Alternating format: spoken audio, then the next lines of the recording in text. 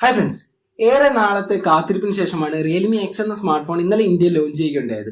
ഇന്നത്തെ വീഡിയോയിൽ നമ്മൾ റിയൽമി എക്സിനെ പറ്റിയാണ് സംസാരിക്കാൻ പോകുന്നത്. അപ്പം നിങ്ങൾക്ക് വീഡിയോ ഇഷ്ടമായെങ്കിൽ തീർച്ചയായിട്ടും ചാനൽ സബ്സ്ക്രൈബ് ചെയ്യുക, തൊട്ടടുത്ത ബെല്ലൈക്കൻ കൂടി ഒന്ന് ഇനേബിൾ ചെയ്ത് വെക്കുക.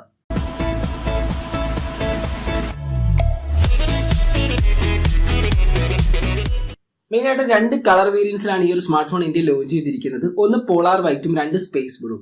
ഇത് കൂടാതെ തന്നെ 3 സ്പെഷ്യൽ എഡിഷൻ സ്മാർട്ട് ഫോൺസും അവർ ലോഞ്ച് ചെയ്യുന്നുണ്ട്.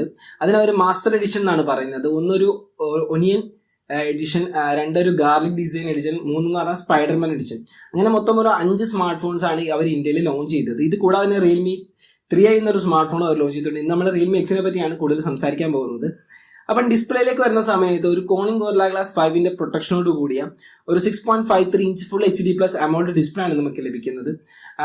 കോണിംഗ് ഗോറില്ല ഗ്ലാസ് 5ന്റെ പ്രൊട്ടക്ഷൻ ഉള്ളതുകൊണ്ട് തന്നെ അത്യാവശ്യം ചെറിയ സ്ക്രാച്ചസും കാര്യങ്ങളൊക്കെ തന്നെ അതിന്റെ സ്ക്രീനെ റെസിസ്റ്റ് ചെയ്യാൻ സാധിക്കും. പിന്നീട് അമോൾഡ് ഡിസ്പ്ലേ ആയതുകൊണ്ട് തന്നെ നല്ല വൈബ്രന്റ് ആയിട്ടുള്ള ഡിസ്പ്ലേ ആയിരിക്കും നിങ്ങൾക്ക് ലഭിക്കുന്നത്. ഡിസ്പ്ലേ വെച്ച് പക്കായിരിക്കും.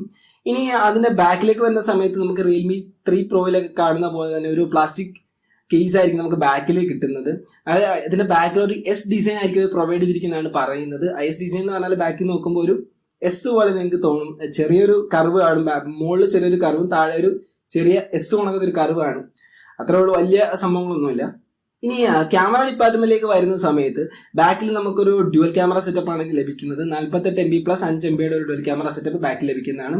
അതിൽ 48 MB സെൻസർ എന്ന് പറയുന്നത് ഒരു പ്രൈമറി സെൻസറും അതിൽ യൂസ് ചെയ്തിരിക്കുന്ന സെൻസർ എന്ന് പറയുന്നത് ഏകദേശം സോണിയുടെ IMX586 ആയിരിക്കും.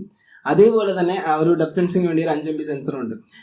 ബ്യൂട്ടിഫിക്കേഷൻ മോഡ്, ക്രോമാകാസ്റ്റ്, പോർട്രേറ്റ് ഒക്കെ വളരെയധികം ഇംപ്രൂവ്ഡ് ആയിട്ടായിരിക്കും ഈ ഒരു ക്യാമറ സെറ്റപ്പ് വരുന്നതെന്നാണ് കമ്പനി അവകാശപ്പെടുന്നത്.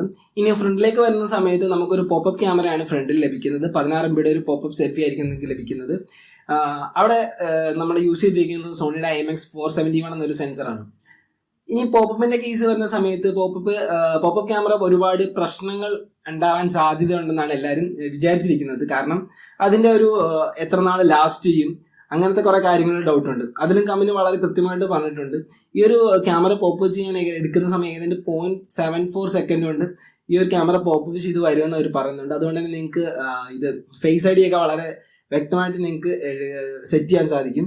അതേപോലെ തന്നെ ഇതിന്റെ വാറന്റി, ഇത് എത്ര 10 വർഷത്തോളം ഇത് വളരെ സ്മൂത്ത് ആയിട്ട് തന്നെ വർക്ക് ചെയ്യുന്ന കമ്പനി അവകാശപ്പെടുന്നുണ്ട്. അതേപോലെ തന്നെ ഈ ഒരു പോപ്പപ്പിന് പ്രശ്നങ്ങളൊന്നും വരാതിരിക്കാൻ തന്നെ ഒരു സഫയർ ഗ്ലാസ് കൊണ്ടാണ് ഇതിന്റെ പ്രൊട്ടക്ഷൻ ഒരുക്കിയിരിക്കുന്നത്.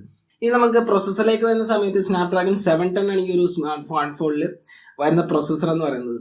ചൈനീസ് വേരിയന്റിലും സെയിം തന്നെയായിരുന്നു യൂസ് ചെയ്യുന്നത്. പക്ഷേ ഇന്ത്യൻ വേരിയന്റിലേക്ക് വരുന്ന സമയത്ത് പ്രൊസസ്സർ കുറച്ചുകൂടെ അപ്ഗ്രേഡ് ചെയ്യുന്നതാണ് ഞാൻ പ്രതീക്ഷിച്ചത്. കാരണം ഈ ഒരു സ്മാർട്ട് ഫോൺ മാർക്കറ്റിൽ കോമ്പീറ്റ് ചെയ്യുന്നത് റെഡ്മി K20 Pro ആയിട്ടാണ്, K20 ആയിട്ടാണ്.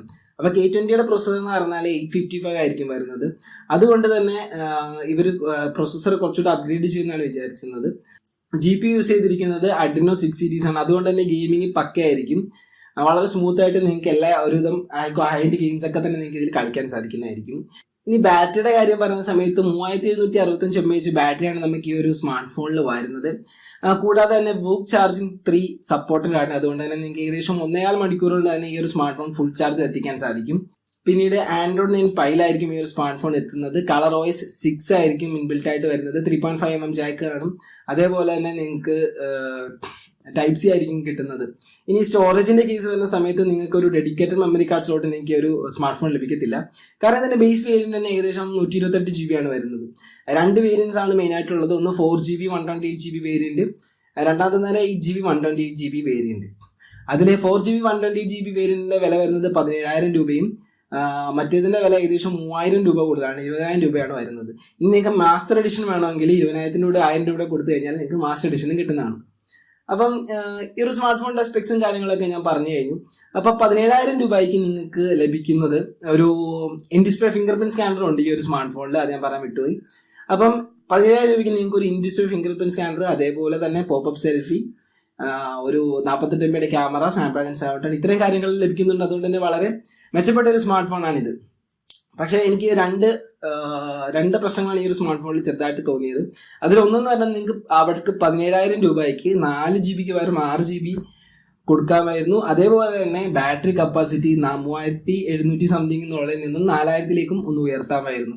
കാരണം കോമ്പീറ്റ് ചെയ്യേണ്ടത് അവർക്ക് റെഡ്മി K20 ആയിട്ടാണ്. K20 വരുന്നത് വളരെ ഹൈ സ്പെക്സുമായിട്ടാണ്. സ്റ്റാർട്ടിംഗ് പ്രൈസ് ഏകദേശം 20,000 രൂപ തന്നെ ആയിരിക്കും മിക്കവാറും വരാൻ ചാൻസ് K20ക്കും. അപ്പം ഈ ഒരു സ്മാർട്ട് ഫോൺ മേടിക്കാൻ താല്പര്യമുള്ളവർ ജസ്റ്റ് ഒന്ന് വെയിറ്റ് ചെയ്യുക. റെഡ്മി K20 ഉടൻ തന്നെ ഇന്ത്യയിൽ ലോഞ്ച് ചെയ്യും. അപ്പൊ അതിന്റെ റിവ്യൂസും കാര്യങ്ങളൊക്കെ നോക്കിയിട്ട് കൂടി ഈ ഒരു സ്മാർട്ട് ഫോൺ പർച്ചേസ് ചെയ്യുക. അപ്പം വീഡിയോ എല്ലാവർക്കും ഇഷ്ടം ചാനൽ സബ്സ്ക്രൈബ് ചെയ്യുക, തൊട്ടുന്ന ബെല്ലും കൂടി എനേബിൾ ചെയ്തേക്കുക. അടുത്ത വീഡിയോ കാണുന്നവരെ ബൈ ബൈ.